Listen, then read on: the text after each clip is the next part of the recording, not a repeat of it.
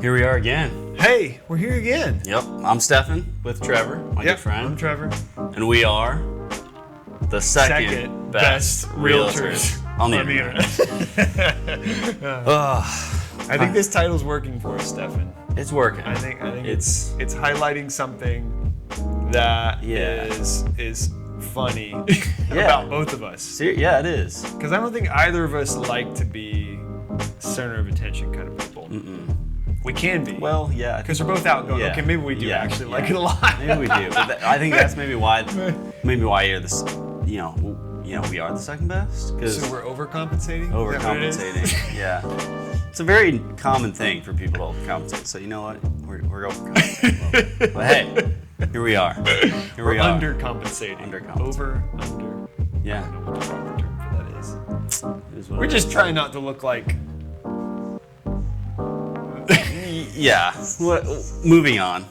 How was your week? Oh, it was good. Yeah. It was good. Yeah. It was good. It was a fruitful week. I feel like a lot happened, a lot got done. Yeah, I know when we were walking in, you were just telling me about your car and having that issue. Super bizarre, right? Yeah. You should tell everybody car about issues continue to plague the window. us. Yeah. Never heard of that before. I literally have never heard of that problem before. I'm literally pulling out of my driveway. Yeah. It's like foggy on the windows, so it's that time of year where it's cold, but all the wet just like clings to your windows. You can't get it off. So I go to roll down my window just to make sure I'm not gonna destroy the mailbox on my way out of my driveway. And my window does this weird little tipping thing. It like tips over. Windows do not tip. They go straight up and down. That's their function. It tips. I see the window tip. And then it just collapses inside of my door. So bizarre. What the heck? And I took it apart. I like have some rudimentary knowledge of how to like put these things together. So I took the door apart and I'm looking at the window. And clearly I've just completely bent the mechanism inside of it. So got to replace that. Ordered it. Coming tomorrow on Amazon. So oh gosh. I'll deal with it then. But it was one of those things where it kind of screwed up my day because I started out my day thinking, I'm just going to go to work. I'm going to do things, get stuff done.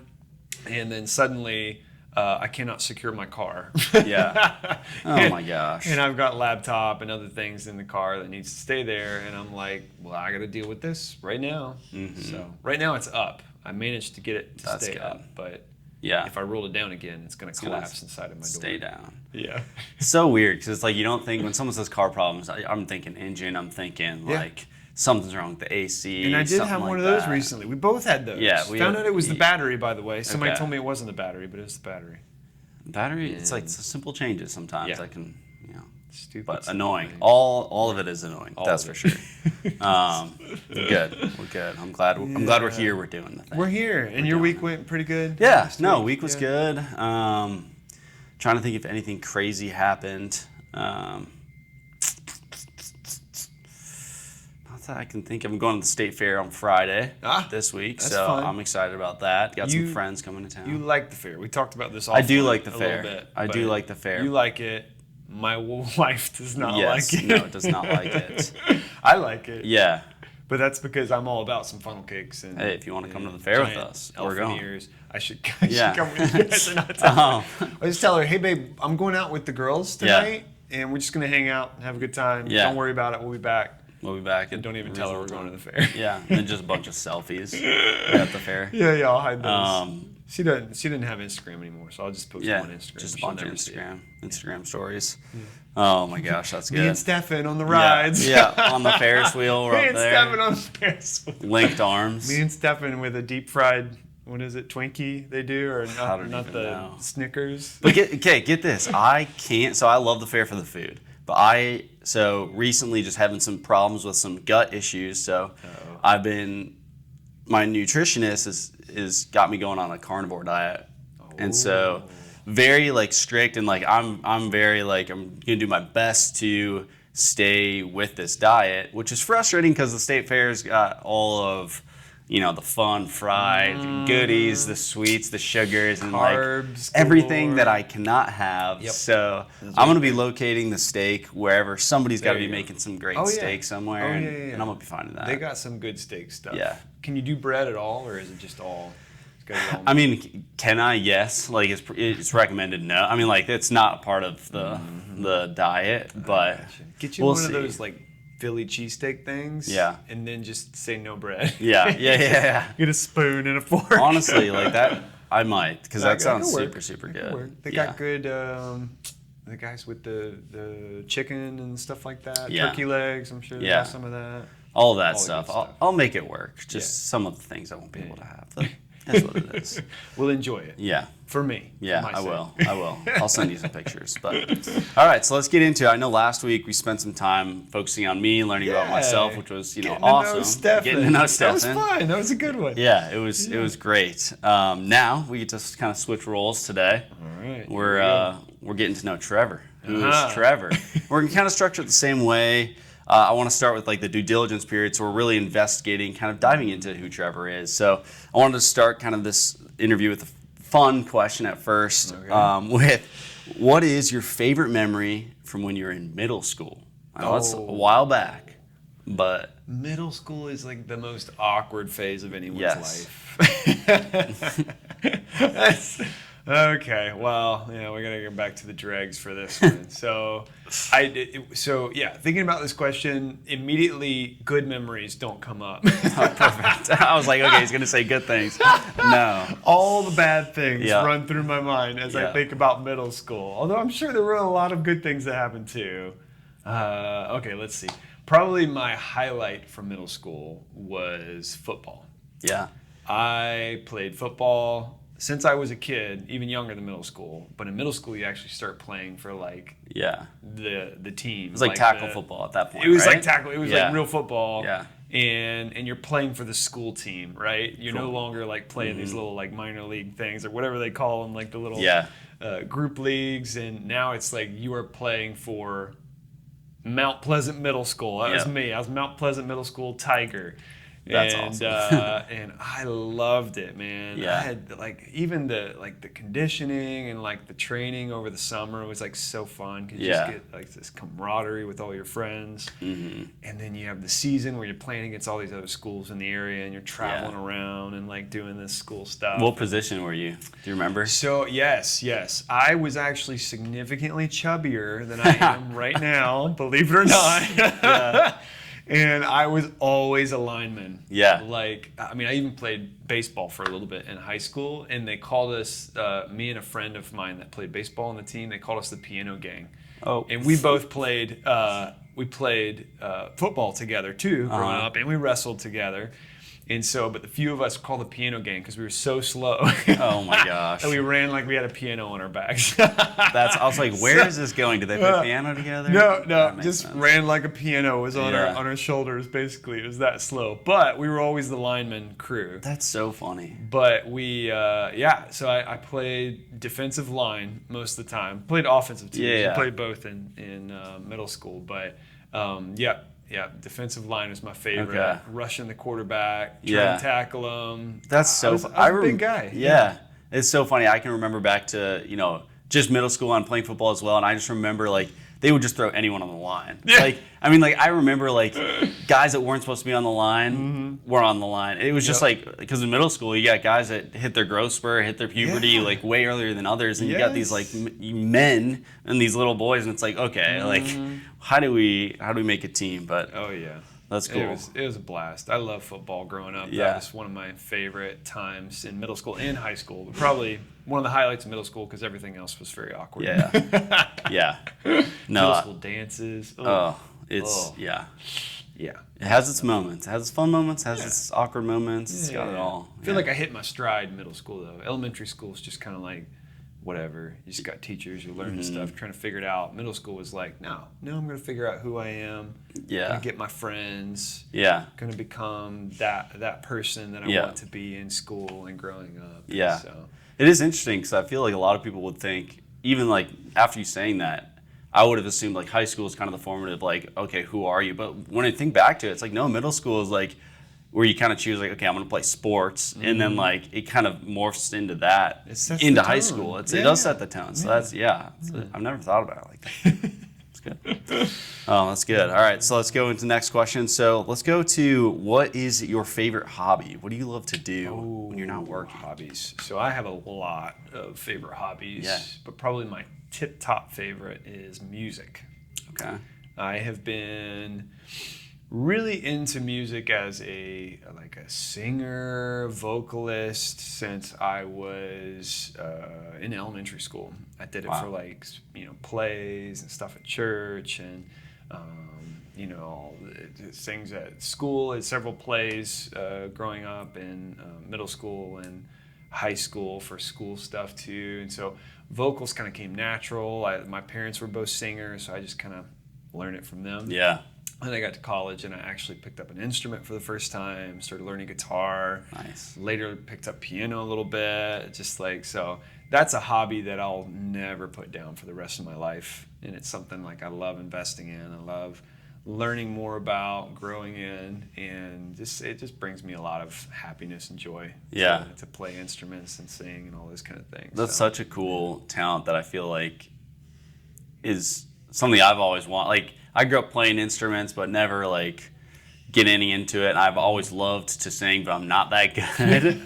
But I think it's always something I've heard a lot of other people say. It's to be just naturally be able to sing and know that you're hitting the notes. I think the people that are aware that they can't hit the notes but still sing, like myself, it's I love it, but I wish I could do that. And then there's the people that think they're hitting the notes, but they're just not hitting the notes. Oh man, it's something that when I talk to people that don't do it frequently, they always look at me like I'm supernatural, or how do you do that? Yeah. And I kind of think of it even though I've done it for 20, more than that, almost 30 years of my life, it's still a very unnatural thing, and I'm still learning. So I still feel like I can improve. I still feel like there's ways that every time I do it, every time I sing or play, there's something that I could have done better. You know? Yeah. And I'm always trying to find ways of getting better, and so it never stops. You keep forming it, even when other people would say, "Oh, you've arrived." It's no, I don't feel like I have. I feel like I could still grow and do better. And so it's that hobby that I will never let go of, because it's just something that's deep in my soul that I love to do. So. And you play multiple instruments? Guitars, you said you like guitar, but do you play guitar. others? I play a little bit of piano, rudimentary. Yeah. I did that this Sunday for our church. Nice. And definitely flubbed on several parts. Hey. So something I'm learning on got right up there. there, It's yeah. I did it. I got up there in front of a bunch of people, but Yeah. definitely something I'd like to keep growing in. For sure. Yeah, drums I can get by with, but nothing spectacular. But I just love music in general. It's a lot of fun. That's so Ukulele, cool. surprisingly. Oh, that's a play a little fun bit of one. ukulele. Play around Yeah. a bonfire or something. Yeah, that Fun works one. around a bonfire. Yeah. That's right. That's awesome. Yeah. All right, let's go into the next question. So, a little bit deeper here. I'd say let's do this one. Let's rank your top 3 values. That's a deep And why? And why? Okay. I guess we'll start more general. I feel like either you call it trustworthiness, or you call it and not necessarily that I value this in others, which I do, but more so that this is a high value that I place on myself, that I want to be someone who's honest. Mm-hmm. I want to be someone who is dependable, is someone who people can know that they're caring for them, that they're looking out for their interest and those kind of things. It's I find this is true in every area of my life, that I really hold this as a very high value. It comes out of my business, it comes out in the ministry stuff that I do. It's just something I make a very, very high priority. So that's probably one of my tops. And then I guess getting a little more focused, my family is probably one of the highest values I have in my life. We've got 3 kiddos now. Yeah. Beautiful wife. But seeing them as not just a priority in my life, but one of the highest priorities in my life, I think is super essential for me personally. Yeah. I just don't want anybody to ever question where my allegiance lies when it's come to my job or come to even the ministry stuff that I do a lot. I don't want anybody to think that my family's a lower priority than those things in my Yeah. life. And so I'm always elevating them. I'm always putting restrictions on my life to say no. Where the light go? Wait, it's We gotta still do it's still the wave bright. thing. Wait, let's just, It is still bright. for those of you just listening, it was just the We lost the lights. light went on, and Here, also close that door because that might help. wait, this door. Oh yeah. That way it'll see us moving. And It's if you a guys sensor. hear an annoying beeping or construction in the background, that's exactly what it is. We can't eliminate that. We Yep. have construction going on in our workplace today, and so it sounds like we're on a job site Yes, somewhere. but the beeping just stopped, so that's good. Hopefully that wasn't getting caught up. I But hear maybe. hear like a drill going Yeah, back. yeah, is what it is. Okay, anyway, we're going back. Going so you're back. talking about family. Yes, yeah, family. So family's always a very high value in my life, and just in terms of like ranking priorities, Yeah. it's like I'm always going to put family at the very top Yep. when it comes to, finances, when it comes to time, when it comes to all those things, and and that means a lot of limits too. And when people say like, "Hey, I need you to come and show me this property," or "Hey, I need you to show up for this thing that we really need your help with at church," or something like that, it's like I'm always going to go, well, actually, I need to be with my family at this time. That's more important. Yeah. I want my kids growing up seeing that. Yeah. Worth mentioning, we talked about football. My dad never missed a single game or a single match. Yeah.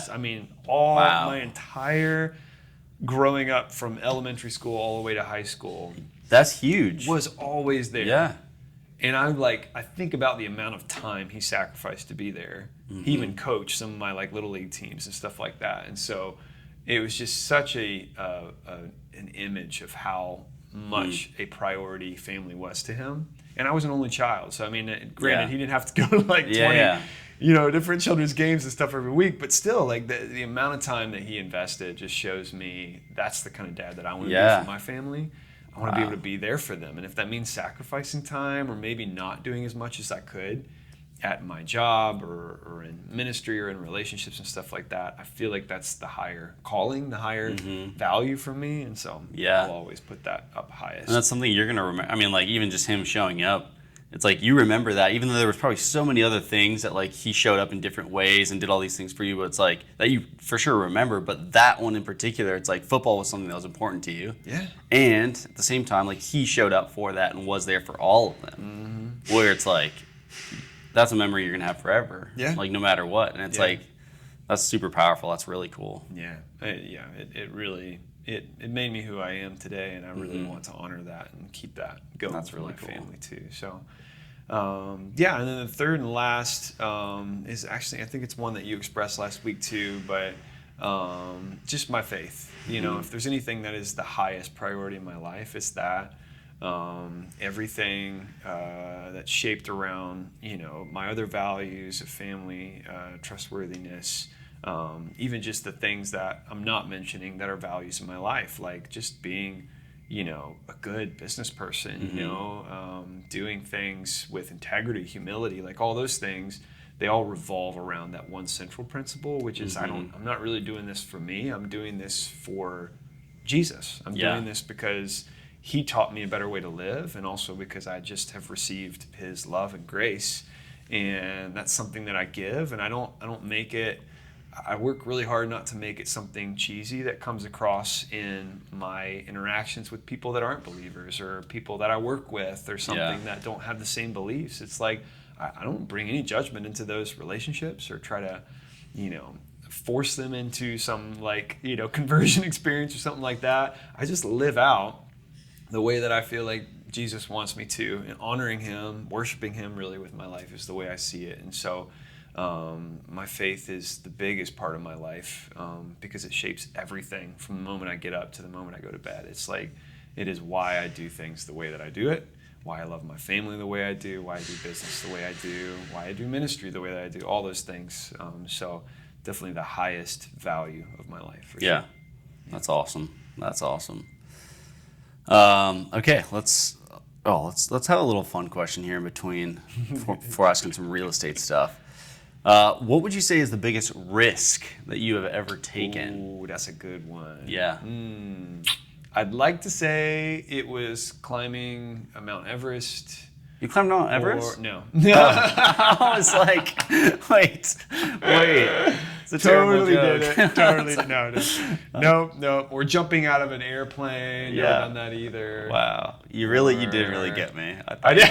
I genuinely thought you did. I was like, okay. No, not that cool. Also, I read in a book that it costs roughly $70,000 to $80,000 What? to climb Mount Everest. Yes, it costs that much. So unless I was like hardcore sponsored What the to heck? do that, it's not going to happen. But no, I've never done that. Actually, probably the biggest risk I've ever taken in my life was, it's going to sound cheesy because it's the content of the podcast, but it's just, it is what it is stepping out of the career that I've been really comfortable with and getting into real estate. Yeah. You just took that risk, so you know what it feels like fresh. Yes. You know how that is. It's a big risk to go self-employed. You know, most people look at me like I have three heads when I say I'm self-employed. Either they think I'm like some rich dude that got some massive inheritance and can just spoil it however I want to, which is how some people get into the self-employed game. Or they realize, no, I kind of put it all on the line and said either this ship is going to sink or swim, but I'm jumping aboard regardless.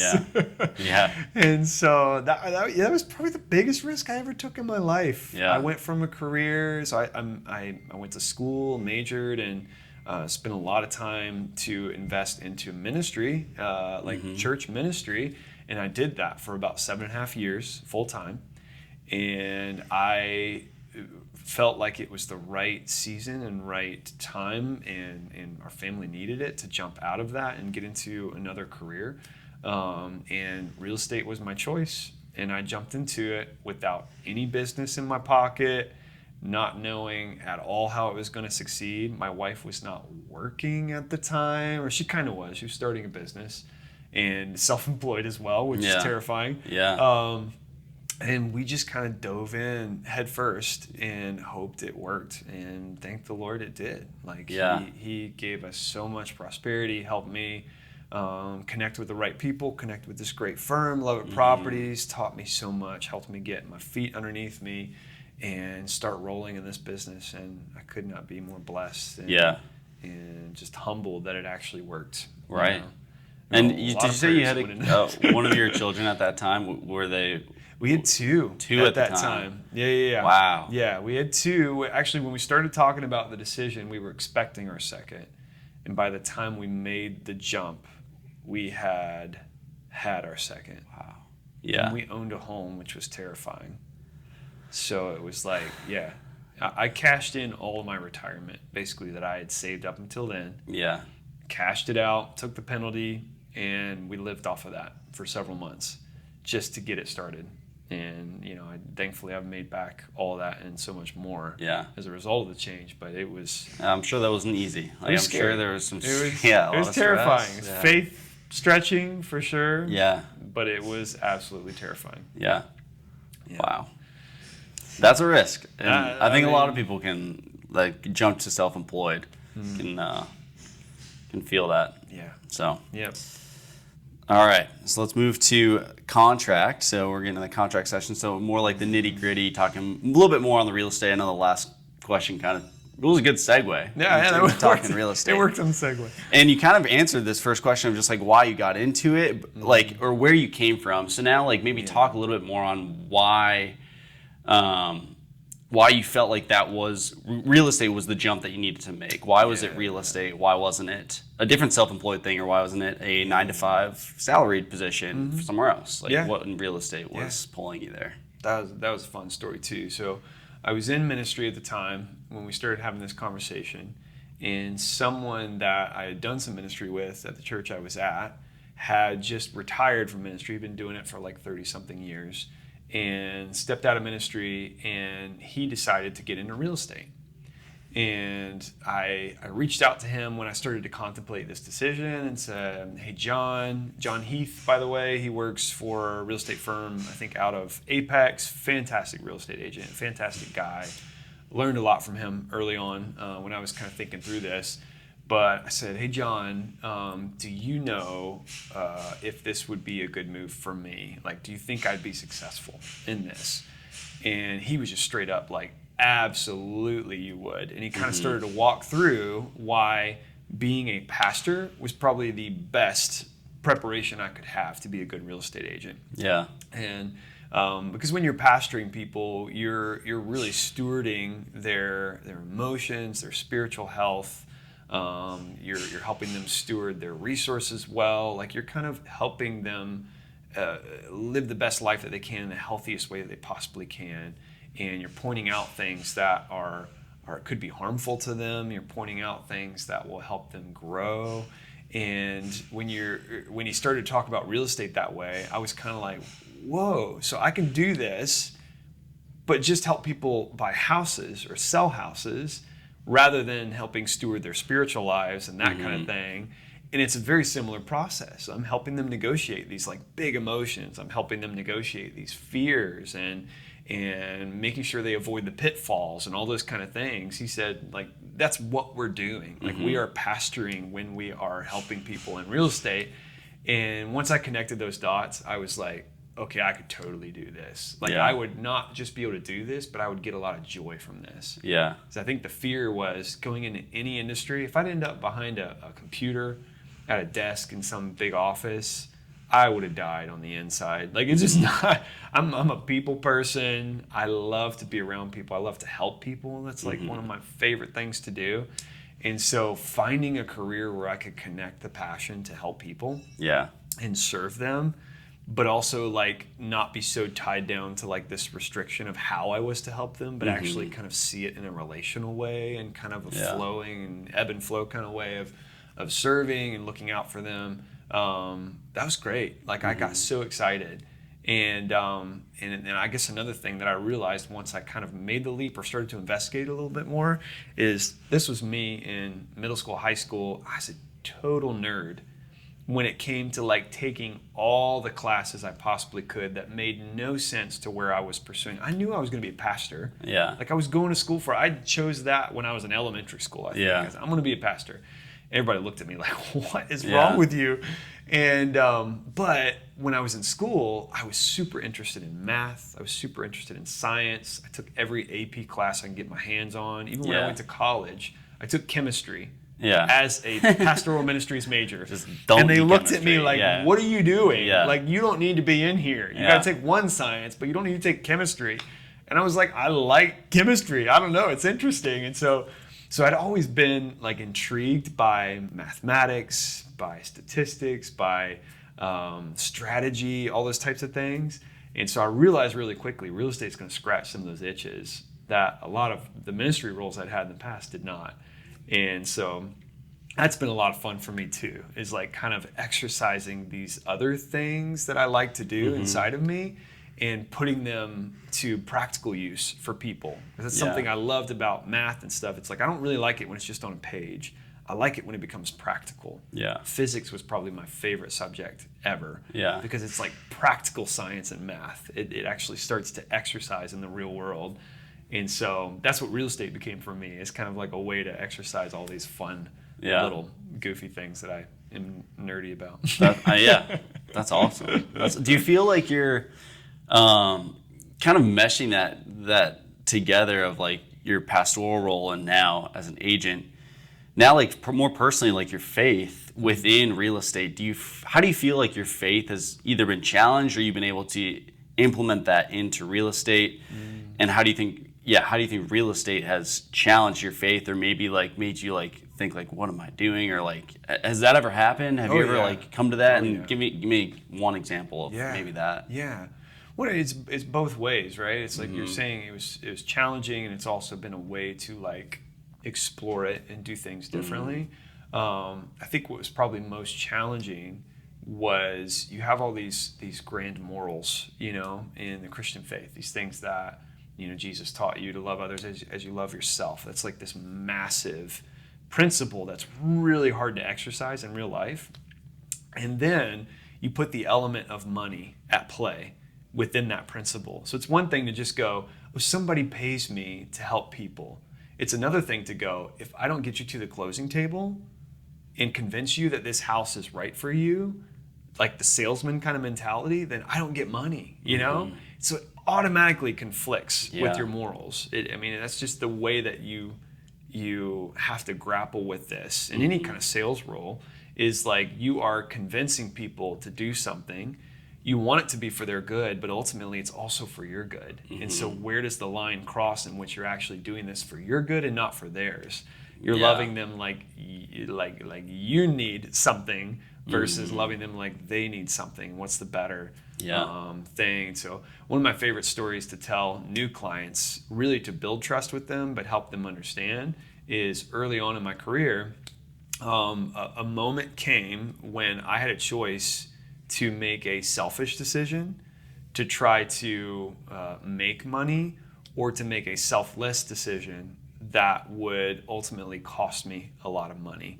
And it was a young couple buying their first home. They've never done this before.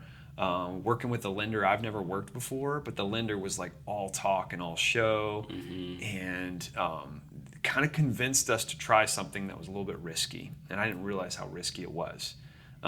He talked a good game. He made a lot of promises. And then when it all kind of came down to the wire, we realized a lot of those promises were totally empty. And now we were kind of, stuck with no other option than to terminate and walk away from the contract. And, I could have played this card of just like, oh, no, you don't want to lose this money. You need like all these, all the good things about this house and all these kind of things, and basically try to sell them on purchasing the property. I could have done that. But immediately that moral behind why I do this, my faith and what makes me feel motivated to even serve people this way, kind of stepped in. And I said, hey guys, I don't want you to lose this money by terminating the contracts. That sounds like where we're at. Either you've got to push through and just take a huge loss, or you've got to terminate and also take a big loss, because they had a lot of due diligence money on the line. Yeah.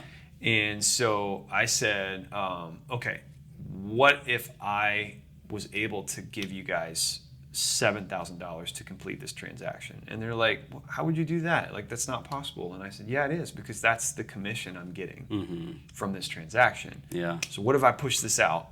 Can you guys close on the house then? Yeah. And they said, yeah, we totally could. That would totally fix it.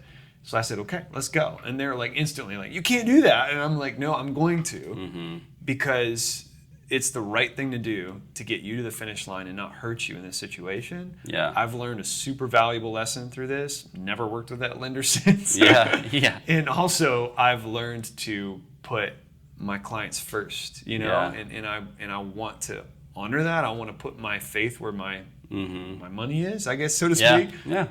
I don't know how to fix that phrase. Yeah. my money where my mouth is what they say, or something like that. Anyways, Gotcha. I put my faith first. Yeah. And I said, I'm going to honor these people. I'm going to love them as I would love myself, how I would want to be treated in this situation.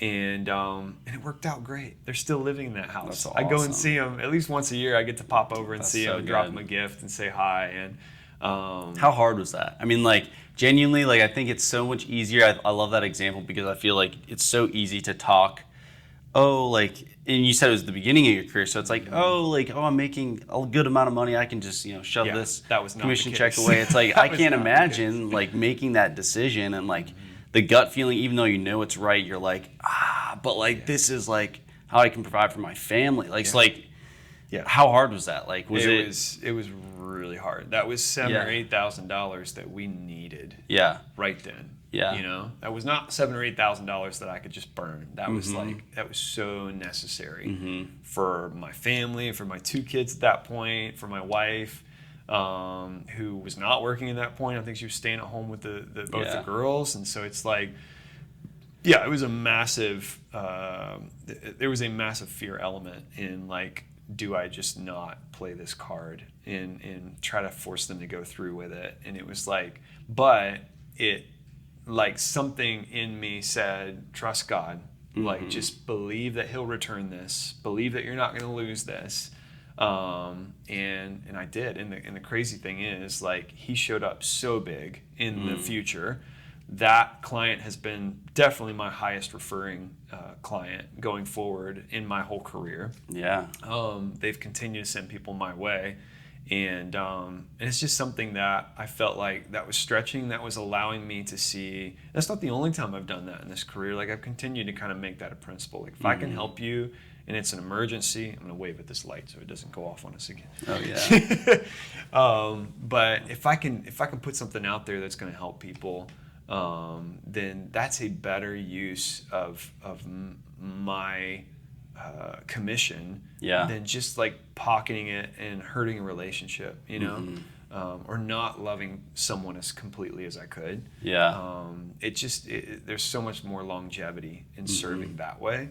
And so, yeah, it's just that's become something that I just kind of let guide me as I do each transaction, as I serve people. It's like, if I can take a hit to serve one, or if I can take a hit to serve better than maybe I could otherwise, or I could slack off or something like that. If I can just like give a little more each time, then that's only going to bless me more in the future, you know? So. Yeah. And I think it's cool too, because like I join and I get to see you one-on-one, like we get to meet, we get to have these conversations, and I'm like, wow, like Trevor's this guy. And then I hear these stories of like, he's been this guy, like he is this guy. And it's super cool to know like going back to your values of like having your trustworthiness and knowing like your integrity has stayed, from what I've known and what I've seen, it's just been consistent, which I think is really cool and really hard to do, especially when our faith, when we can preach something and then a lot of times like we're not perfect, we're gonna always sin, we're always gonna fall short in every aspect, but to know that like I get to sit with you and do this podcast with just someone that I know is striving after that constantly. And it's not just like I'm trying, but then like behind the scenes, I'm doing 80% the other way. Yeah. So I just think that's really cool. Yeah. The temptation doesn't go away. Yeah. To sell out or to just not give 100% or like whatever it is. Like, it's always there. And I'm not perfect at it. Like I really do fail. But I try to own my failures. I try to show people that I'm going to keep growing. I'm going to keep improving. And you just keep growing. Like you keep allowing this career to shape both your faith and just your morals, your instincts, like all those things. And then you just lean in every day. Keep going. That's awesome. That's awesome. Well, what would you say? So you've been 7 years, is that right? Did I get that right? It's like 6.5. 6.5, okay. Yeah. 6.5 years. And what was it, John Heath? Is that what John you said? Heath. John Yep. Heath. I'm guessing this quote might come from him, but I wanted to know, when you first started, what was the best piece of advice that you received? And now, 6.5 years down the road, do you think that that's the same advice that you would give, someone new like myself, or would it be something different? Yeah. It probably would come from John, actually. Yeah. Because he was really the one that inspired me to think about business in a ministry way, And so basically, it was just keep pastoring people, And it was under a different banner, it was under a different title, I was doing this in a career instead of in like a church. But the beautiful thing is I've been able to pastor people that are, not of the same faith, they're atheists, they just don't have the same beliefs, they have different backgrounds, all different like contexts and different, financial situations in their lives and stuff like that. Some people that can just barely afford to buy a home, other people that are buying like the third or fourth home or something like that, and you get to walk through life with all these people, realize they're all humans and they all need someone caring for them. They all need someone that looks out for their interests and protects them. And when they start to see that in me, they start to actually realize like, oh wow, like you really aren't trying to get something from me. You really aren't trying to sell me on something. You actually do care about me. When that wall breaks down, you form like a connection, And there's a trust connection, but there's like a life connection to these people, and that's valuable to them. And then of course you're helping them buy a home, which is one of the most intimate assets they own. Yeah. Like that's where their life is being lived. That's where their family's going to be, or that's at very least where a lot of their money is going to go. And so it's a very valuable thing to them, and I get to help them steward that and care for them in that process, and not try to sell them on something, but just try to pasture them in that process. And it's been a lot of fun. I keep doing it. It's and something I would say is probably the toughest way to do that is when you're listing clients' homes. You suddenly have to put yourself in the headspace of, now I'm the one trying to take advantage of other buyers so that they get the highest price. But that's where my strategy brain kicks in. And I see myself as serving them, pastoring them too, by letting them not being taken advantage of, by making sure they get the highest competition. And so it's still pastoring, but it's a whole different flavor that I've never experienced before, in which I get to use different gifts, I get to use different perspectives to elevate them, even though I'm at the same time trying to take advantage of someone else to serve them better. Right, and it's not even like, I feel like taking advantage is like a very aggressive word, because it like you said, it is you're stewarding them. You're trying to give your clients the best possible pastoral advice. And so when you're doing that, you're not necessarily focused on anybody else. You're solely focused on who you're trying to help. That's right. So like it's hard to say taking advantage, because that's what it looks like on the outside. But what's actually happening is you're just doing the best to uplift one person, which maybe that just puts more pressure on the other agent to uplift the other person, the buyer in the situation, to, if they can't uplift them enough, then then it looks like you're taking advantage. But you talked about last week about being competitive. And I am a competitive person, but I don't make myself out to, like, I'm not someone who needs to win. I'm competitive in the sense that I just like to compete. Even if that means losing, doesn't matter. I did it and it was fun. You know? And so part of the process for me is realizing pastoring can be competitive, because there's someone that has to lose. And so there's a sense in which, I love to win. It's fun to win. It's rewarding to win, but now I get to help someone else win. And so I'm like channeling my competitiveness towards helping someone, instead of my competitiveness towards just needing to personally win, and that kind of thing. And I think about that, pastoring in a general sense is like, you get the phrase and the kind of terminology from like a shepherd, and what he does to steward these like livestock or sheep or whatever it is. To pasture them means to care for them, but it also means to protect them. There's an element of like, you are actually putting yourself in the line of danger to protect them and keep them safe. And so I get to be the one that kind of fights back, the one that says, no, you cannot take advantage of them. No, you cannot hurt them. I'm going to put up this guard and fight for them at the same time. It's not just all nice and like cuddly and I love you, I care for you, I want to make sure no, it's like, I'm going to duke it out here. Like, I'm going to come to blows if that's what it takes to protect you, And so that's a part of pastoring that I didn't have a lot of experience in, but now I feel like I get to do it a lot more in this career, which is fun. That's really cool. Yeah. I never thought of how those two could segue so easily. Like it is very, they mirror each other. Let's see if I got any other questions for real estate.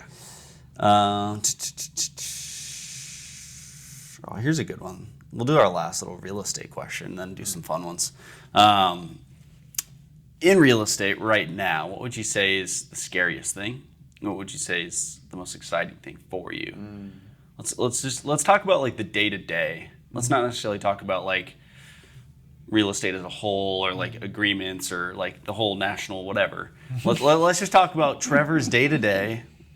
What is like a thing that you don't look forward to in the day, like for that pertains to real estate, and then what do you really love looking forward to? The thing that I look forward to the least every day, and this is probably true of most real estate agents, is a term we call lead generation. It's basically utilizing every means you have at your disposal to get people engaged with you about buying or selling real estate, right? So a lot of people talk about doing things like cold calling and sales. They talk about email marketing, talk about all these different things. And that's definitely the thing that I struggle with the most every day, is like finding a consistent method to do that. And we've talked a little bit about this too, but I've kind of adapted over the years and realized if I don't find something that's organic and natural to me to do that, then I won't do it. Yeah. Like I just won't. I'll go days without doing any form of lead generation. But I've begun to understand, and this has taken quite a few years in my career to get this, but I've begun to understand that if I do something that kind of lights me up, that excites me, that I get like pumped up about in the day to day.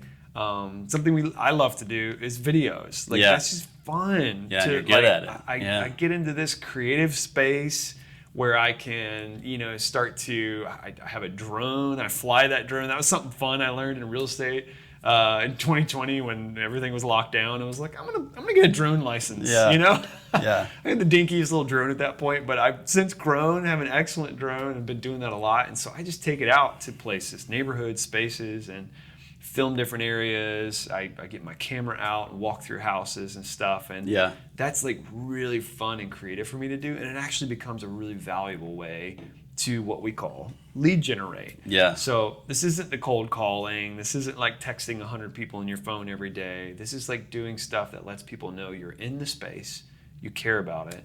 And so, on the day-to-day level, I don't like it because it feels like I'm selling something.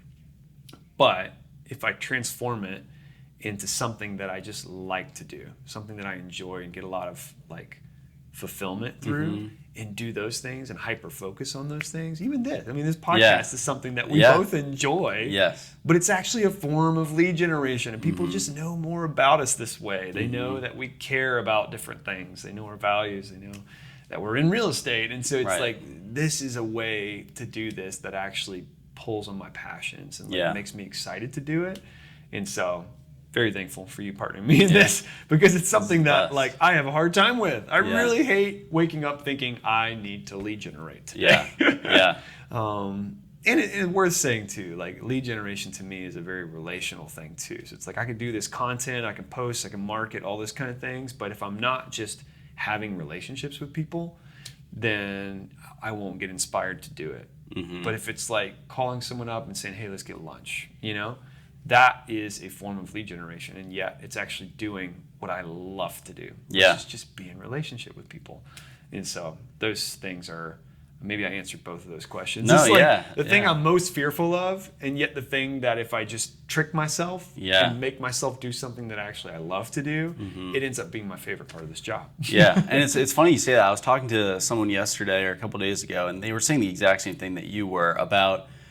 I was talking to him. I was like, lead generation's so tough. Like cold calling. I don't want to knock on doors. I don't want to do any of that. Like, and there's like two types of people. There's people that will just do that. Like, they're just like, all right, stats, numbers. Okay, house, call. But at the same time, there's like, okay, where can we find the most enjoyment in what lead generation looks like for you as an individual? And like for you, it's flying drones, like doing all these things, interacting with people, having lunch with somebody, like and I think it's just like you paint a really good picture of lead generation. Doesn't have to be this black and white, like I'm gonna cry and call 100 people a day.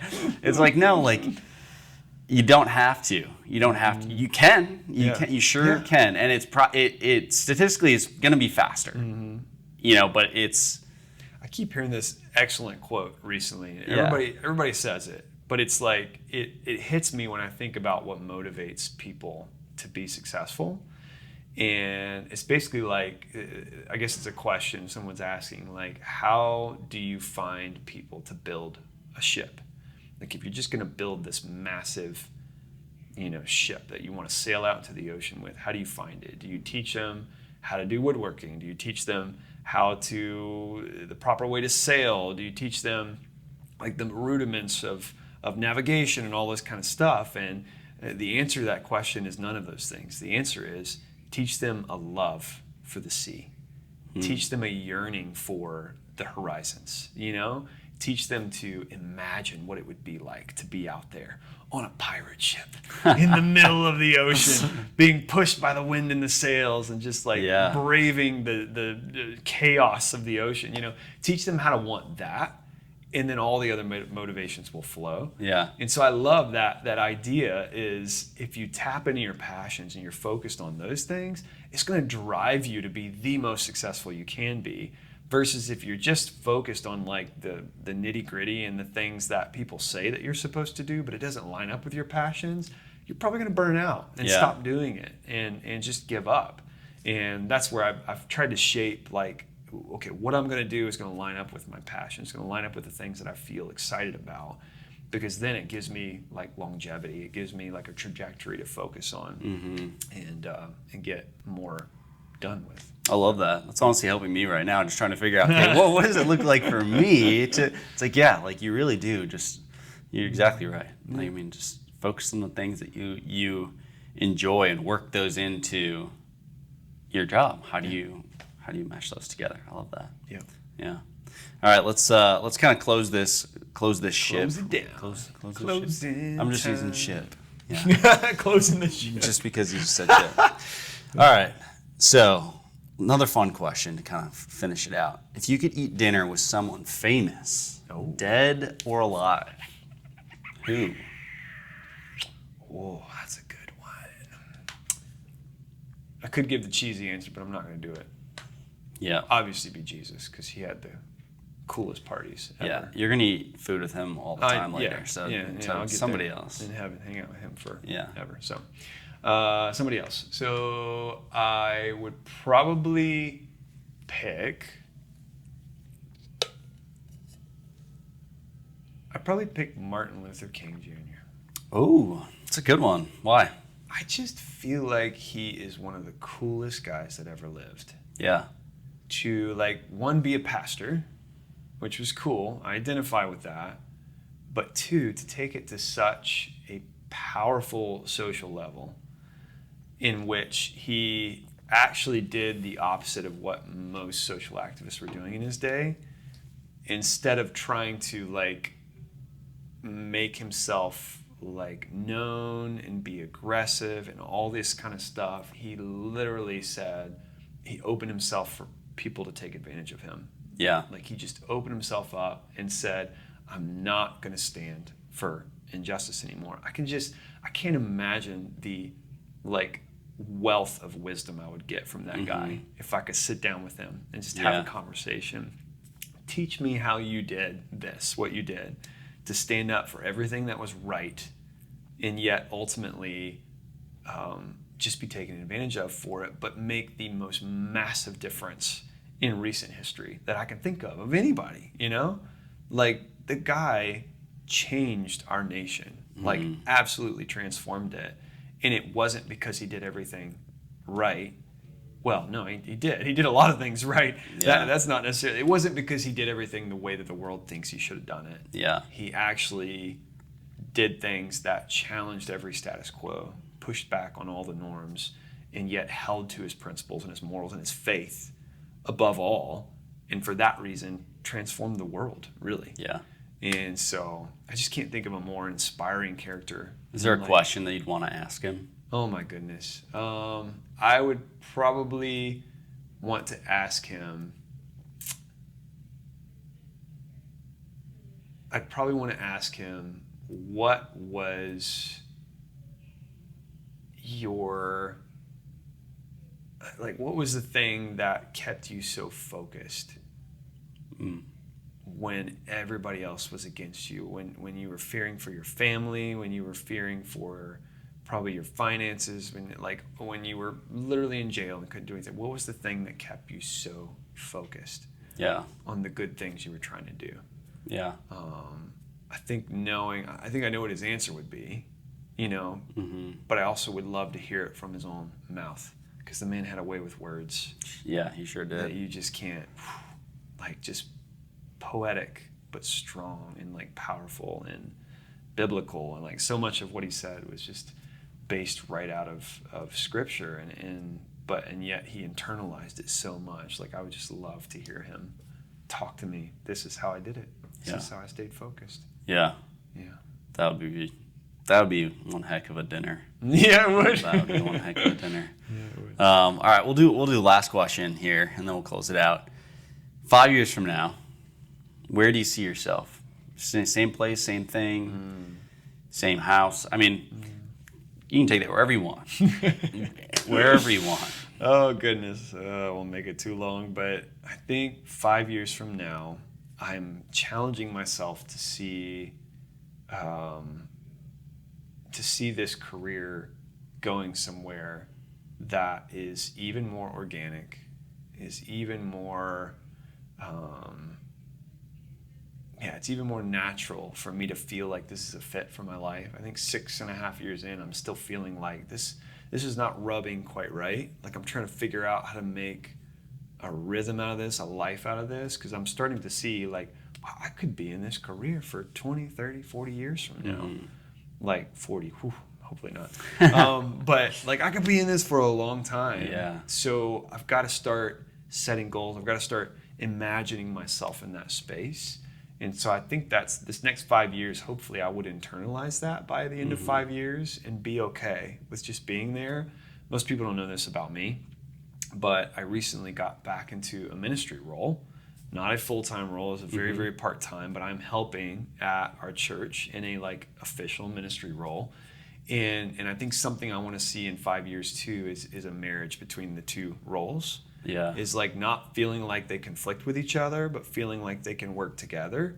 Because I care so much about the church. I don't want that. That would be my fourth on the values list if we go back and look at that. But it's like I care so much about the church. I care about the community that's built out of the church. And so I want to see those roles like married more instead of feeling like they're in friction with each other. And there's obvious changes that will probably come. I think my wife, she's getting a little angsty about like, do we see ourselves in this home in 5 years? Probably not. Yeah. Like probably we'll be making a move in the next 5 years. We'd kind of promised ourselves we'd stay put for a long time, but we're already finding things that just can't be modified when you have 3 kids in a house. Yeah, it gets busy. And it gets busy and you need space. And it's like, it's really hard and we're trying to be simplistic. We're trying to be okay with what we have for the time being. But I think there will probably be a move in the next 5 years to a different home. And so definitely see that. And then just more stability, less stress. Like I would love 5 years from now that we're actually in a rhythm. You know, we feel like we found this like rhythm to our lives. We feel like we found the deep relationships that we're looking for, that we want to have with people, community, all that. And yet we found purpose and we're just walking that out. Yeah. That's where I hope 5 years from now I'm at.